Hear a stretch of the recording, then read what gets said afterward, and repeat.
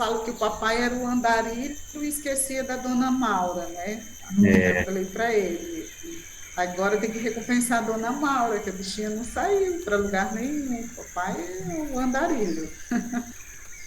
Eu tenho, assim, eu vim para a cidade pequena, né? Eu tinha 6 anos, mas eu tenho algumas lembranças do último lugar onde nós moramos, que era lá no Pacás Novos já. Eu lembro só desse lugar, que meu pai administrava o seringal de lá, trabalhávamos e nós morávamos no barracão, que era a casa principal lá do seringal, né?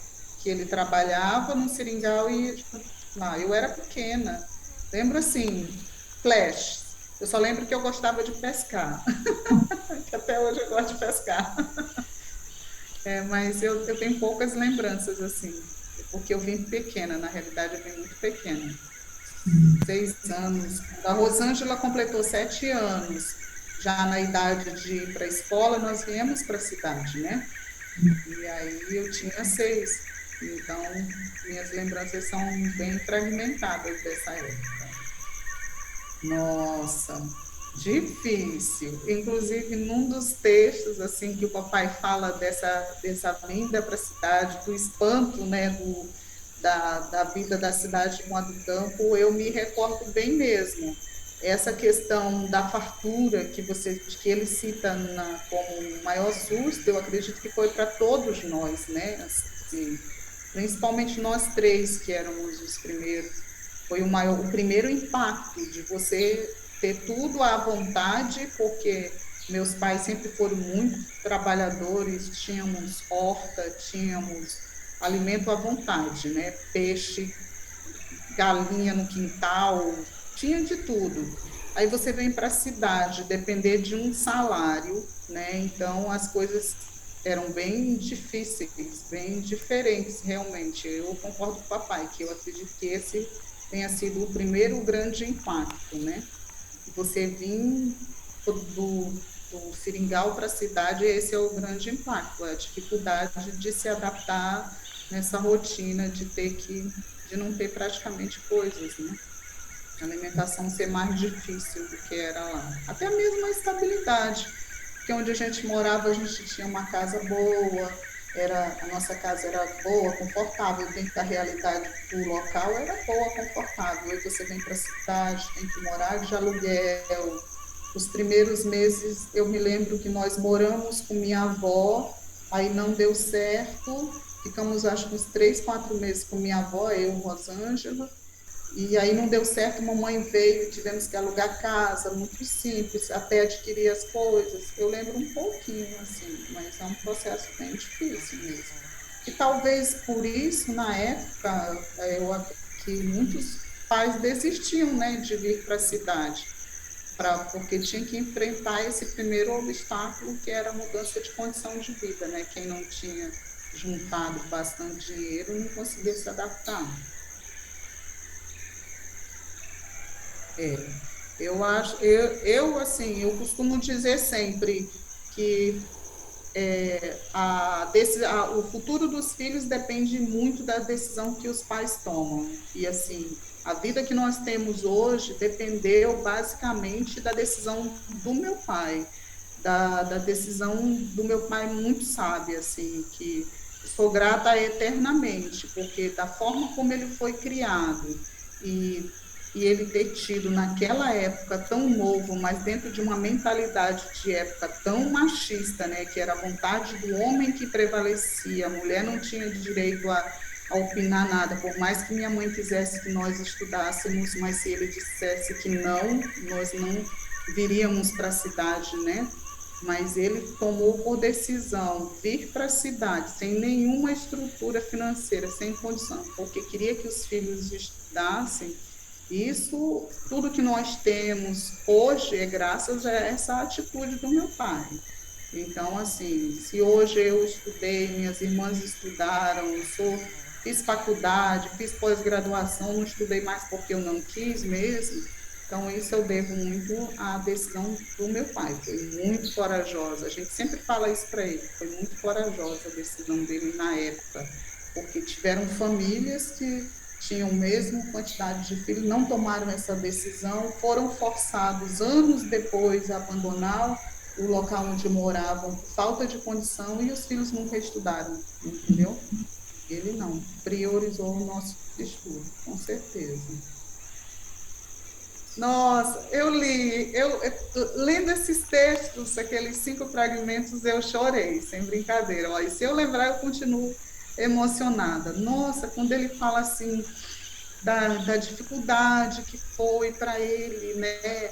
É, esse processo, coisa assim que na época a gente não sabia, nós não sabíamos porque éramos pequenos, né? Ele falar do que ele teve que engolir o orgulho dele para deixar minha mãe trabalhar na época, né?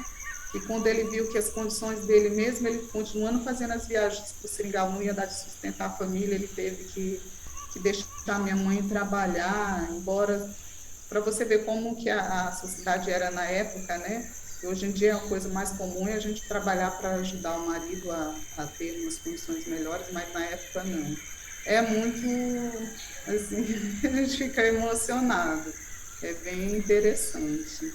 É porque, assim, eu acredito que eu sou mais lado assim, do meu pai. Eu gosto de mato, eu gosto de rio, amo viagem ao rio. Assim, eu puxei muito pro lado dele, assim, eu gosto de ir no Rio Pacas Novos, visitar os locais, assim, eu acho bacana. É bem interessante, é bem bacana mesmo, uma história de vida. Poxa, eu gosto demais, gostei demais do sítio, eu sou uma das maiores incentivadoras dele naquele sítio, porque eu gosto demais. Ele se encantou, né? Eu falo para ele que eu queria ganhar na Mega Sena, que eu ia transformar aquele sítio do jeitinho que ele quer, porque agora tem que ser um pouco mais adaptado, né? Pela situação de saúde dele, mas eu ia fazer tudo que tento para ele poder ficar lá quietinho, porque é muito legal. Eu gosto de rio, de mata, assim, gosto muito. Meu marido não gosta muito, mas eu gosto. Por isso que eu não vou tanto. E em 2000 eu fui coordenadora da educação rural da rede municipal, porque no município a educação do campo, né, a educação rural é do primeiro ao quinto ano. Eu fui coordenadora. Nós trabalhávamos com as escolas rurais terrestres e as ribeirinhas. Eu trabalhei. E na época meu pai era do IBAMA, ele foi meu parceiro, a gente visitou todas as escolas em parceria com o IBAMA, construímos escolas, fizemos todo esse trabalho na área ribeirinha, sim. Foi, até porque, assim, a pessoa que ajudou a levar a educação, né, para dentro dos seringais foi meu pai. As primeiras escolas que foram instaladas ao longo do rio, Pacas Novos, Rio Ouro Preto, meu pai já estava no movimento, né? Já trabalhava com isso, já incentivou a professora, trabalhou junto com a professora Leni, que não foi um grande nome aqui do nosso município na área da educação, então na época deles, eles divulgaram a educação rural, fizeram a educação rural. O papai disse que construiu escola, ajudou a construir escola, levar carteira. Ele já está fazendo tudo isso, a mobilização.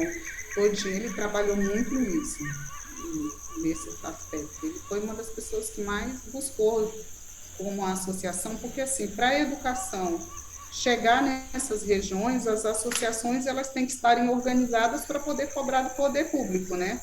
Se não tem uma associação que busque, que corra atrás, fica esquecidos. Os alunos ficam esquecidos lá, porque o poder público não vai lá perguntar: vocês querem educação aqui, vocês estão precisando? Dificilmente vai. Então, precisa as associações, as comunidades correrem atrás, falar, não, a gente está querendo, nós temos alunos aí, assim a gente mobiliza e faz o trabalho, que é isso que a prefeitura faz, o governo faz com a educação nessas áreas de difícil acesso.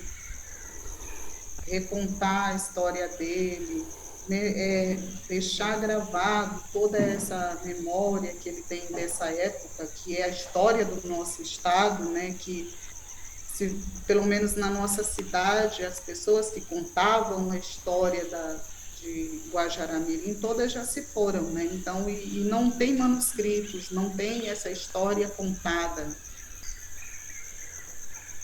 Eu pulei um pouco a história. A gente viveu na cidade quase um ano. Minha mãe trabalhou na fábrica de borracha mais antiga de Porto Velho. Foi o período que eu me alfabetizei. Quando ela voltou, ficou mais de um ano separada do meu padrasto, quase se encontraram, voltaram às camaradagens de novo.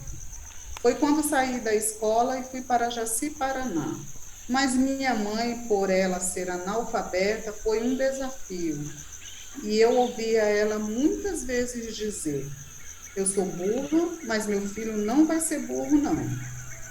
Ela dizia que eu tinha que aprender a ler e a escrever. E foi interessante é que ela comprou uma cartilinha de ABC. Cada pessoa que chegava em casa que sabia ler um pouquinho, ela botava para me ensinar. Mas o ABC não conseguia entrar na minha cabeça. Aí eu me lembro que um dia o camarada estava me ensinando A, B, C, D.